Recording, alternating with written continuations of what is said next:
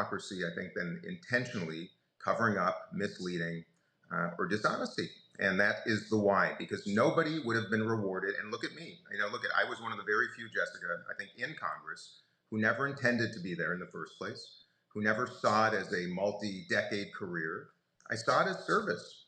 And I don't want to make this too long-winded, but I will tell everybody, too, that in March of 23, I went to Vietnam for the first time to visit the site where my father, a U.S. soldier, was killed in 1969. And I remember sitting at the crash site where he and 7 other soldiers had been killed in a helicopter crash in a town called Pleiku, Vietnam, and thinking about, a million, just like my father, had literally given their lives in serving to serve their country. And I resolved on that trip home, again, March 23, that if ever faced with a dilemma, a political dilemma, that I would never place my self-preservation over the principle. And little did I know that within literally a couple months, I'd be facing that very scenario. So that's why I did it. I didn't do it to hurt Joe Biden. I did it because I ran for Congress in the first place to stop Donald Trump. And when I saw my colleagues literally enabling the sleepwalk into disaster, I simply felt compelled to call it out. And I simply wish more had done so. If they had, we wouldn't be talking about this right now, and nobody would be upset, because I think we would, at least watching right now, because we would have had a very different outcome. And I want to have a forward-looking conversation. You brought up so much there. I want to pause for one moment first on what you talked about, a career of service, and want to acknowledge Joe Biden. Um, Absolutely. and this is not a dunk on Joe Biden session. My own view is whatever one's perspective on his policies, this is a man who dedicated his life to public service. He arguably is a modern master of the Senate. What he was able to get done in a very divided Congress in one term was quite impressive. And he will be judged for his political life for more than the end. And it's worth acknowledging that now also as he faces a prostate cancer diagnosis. I wonder if you'd like to comment on anything I about would. Joe's. In fact, Jessica, he was such a gentleman from the first time I met him. I gave a fundraiser for Joe Biden many years ago, right after Osama bin Laden had been killed. It was like a week after. He came to my home in Minnesota. I'd never been engaged in politics before. The way that he spent time with my kids, answered their questions, listened to what was on their minds was both remarkable and charming, and I think very meaningful. The way he treated me and my family during my career in Congress, the way that he called me the day that I left the Democratic primary, I think on March 6th of 2024, the empathy, the thoughtfulness. He called both of my daughters after that. On Air Force One once, he did a video for a sick friend of my daughter's who was also a friend of his granddaughters. This is a man of extraordinary decency and integrity and empathy. And I'm not impugning him, by the way. In fact, I'm convinced, having seen what I saw, sensed what I sensed, and now read Original Sin, which I think the reporting is very solid. I think Joe Biden was subject to this, not leading it. And therein lies, I think, the only criticism I would have of President Biden was that he had lost that ability to be a strong leader, not a decision maker, not a man of empathy, not someone who is senile, but the ability to lead. I think he was being led. And therein lies, I think, the crux of this problem. And those are the people that I think really have a lot of questions to answer from all of us. It's what the person often who is struggling with failing health later in life is the one person who doesn't know they're struggling with failing Exactly. health. You need the people around you to reflect that. Let's Yeah. get into the book for just a moment, and then I want to talk about some larger issues. And The by the way, book sorry, there's construction, of course, there's construction seemingly going on here. Forgive me, everybody. I'll try to. live conversations. This is what happens. No worries. We'll make it work. The book does allege a cover up, and what I find kind of confounding about that is the majority of Americans were saying that Biden's too old to run. You claim that after seeing him a few times, you knew he was in too failing health to run. Um, I'm not so sure that is cover up the right word. Didn't Democratic Party leaders and the press at large, or some members of the press, know this? And do you think this was more a case of elite denial and an unwillingness to lose access to someone in power? And just quickly, which is worse, a cover up or a lack of courage in party leadership? So I think they're going to stop this in one moment. It's just unbelievable. And I'm so sorry, everybody, but I've got an answer. I've got an answer to that question. Not let me try to sum it up. I don't believe it was a conspiracy of sorts. I do believe it was a group of people whose loyalty to a person overtook their loyalty to the principle of protecting our country. And that will happen time and time again. It's happened through human history. It's a natural human condition to try to protect the person to whom you're loyal, but not at the expense of a country. And that's what is so deeply troubling. My colleagues, Hakeem Jeffries and Chuck Schumer and Jamie Harrison, Democratic leaders, governors, senators, any aspirant to the White House, knew that they would not be well served, by doing what I think most Americans were already talking about anyway, what they were seeing, which was this is really troublesome. Not that he had failed in his first term, he was wonderful, but that another 4 years, A, he probably couldn't make it, and B, most importantly, he wasn't going to win. So, Jessica, what I think is less than adequately portrayed in the book is the reality that this was as much about Joe Biden not being able to win Right. as it was about his physical, possibly cognitive decline. That was the message I was trying to send.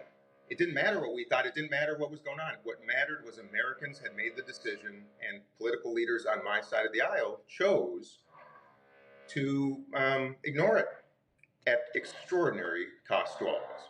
Right. So this was a race where Democrats said the stakes were existential, that the opponent was someone who was an actual threat to democracy. And I think we're seeing that to, to varying degrees play out right now. So let's go back to those times have said that when you first got concerned about his ability to win, you went to Democratic Party leaders and urged them to get someone to run and challenge him. Can you take us into those conversations? Who did you press to run? I want to also let you know when I said I'm interviewing you, some people said, if somebody challenged Joe Biden, it should have been a woman or a person of color or somebody who's a different, identity in these day and age. How hard did you try to get somebody else to do it, and what was the pushback? Well, and by the way, let me address what you just said about the identity thing. And I say this with such compassion and respect to those who feel that that is the essence of the Democratic Party. But when that cost is losing an election to Donald Trump, which, by the way, the facts are the facts, uh, then I think that cost is too high, plain and simple. And this was an issue of nobody, Vice President Harris, who was in the room, who's known Joe Biden for years, who attacked him vigorously in 2020, who met with him weekly, a woman of color. She wouldn't run. I called Gretchen Whitmer directly. Her very thoughtful political director said, please do not mention this, do not mention her name, and as a result, we can't have you talk. I called J.B. Pritzker directly, same thing. His team was rude and I thought reprehensible. I tried to encourage everybody, Newsom, Klobuchar, anybody. Of course, I knew they wouldn't do it though, Jessica, because they wouldn't give up. They wouldn't risk their personal futures for the country's. And when I say I tried, I went on the airwaves, I went on the Sunday shows, I made direct phone calls, I tweeted, I encouraged. And by the way, I didn't try to do this with a single individual. It wasn't about endorsing someone. It was let's have a primary. And if Joe Biden wants to run, by all means, it's America. But the DNC should not be stacking the deck, precluding competition, threatening the consultants who are integral to a national campaign. By the way, we had people working on my campaign, Jessica, who had to use pseudonyms because if they were to affiliate with me or any challenger in that case, they would have been blackballed by the DNC. So cancel culture, in its core essence, this idea that if you feel differently, if you think differently, if you have the audacity to compete, that somehow your career will be ended. That is the fundamental issue that we're facing. And by the way, if you think it's any different than how my colleagues on the right have to deal with Trump, they know their careers are done. Their path to success is over if they even criticize the man. It's the same thing on the left. Would Most you representatives are not as far left as a lot of the Democratic base, but they are scared shitless, Jessica, to say anything, to do anything that might portray them as anything but a core ally to every single group that is seeking attention. And therefore, you have this paralysis of principle. And that is what is really detrimental to all of us and deeply disappointing, the lack of courage. would you say a little more about what you mean when you say the DNC threatened Mm. consultants? Because Yeah. yeah, So you all know this is a massive industry. Billions of dollars spent every cycle. It's a archaic, fragmented, um, uh, ridiculously backwards, I would argue, industry that makes most of its money by a 10% commission on television advertising, which is why you see incessant television ads, even when there's no evidence that they actually work, even when digital media, clearly in this day and age, is far more effective, but they don't pay the commission. So we're human beings, we pursue incentives and we identify disincentives. So you have the Democratic National Committee that has a universe of consultants, they're called, media buyers, ad makers, the people that send all the garbage to your mailboxes, your digital strategists, and most importantly, your fundraisers. And by the way, there are only a couple firms in the country that are really good national fundraising teams. None of them, all of whom I talk with, all of them in line with what I was seeing and knew what was probably going to happen, none of them would work with me because they said it had been made clear. If they affiliated, they would never get another job on another campaign again. Jeffrey Katzenberg, I think is more his wife in Los Angeles, telling people if they were to support me, go to any of my events, that would have social implications to them. So and by the way, are these threats to life? No. But people take their professional and social circles very seriously. And Jessica, it is pervasive. And that is repulsive. It's wrong. And the DNC, Jamie Harrison was just he was an employee of Joe Biden's. Joe Biden is the leader of the Democratic National Committee. All they had to do is open the stage, have a primary debate, encourage others to just participate, and then let Democratic primary voters make the choice. That is the fundamental role, and they failed to do it because it was a concerted effort to pave the path for a single person, which is antithetical to democracy and certainly Democrats with a capital D. it's such an important insight, and especially now as Democrats face the reality that their approval is tanking and the party isn't finding a leader or a way to drive a message. Mm-hmm.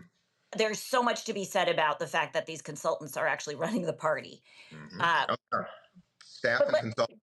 Mm-hmm. staff and consultants. Mm-hmm.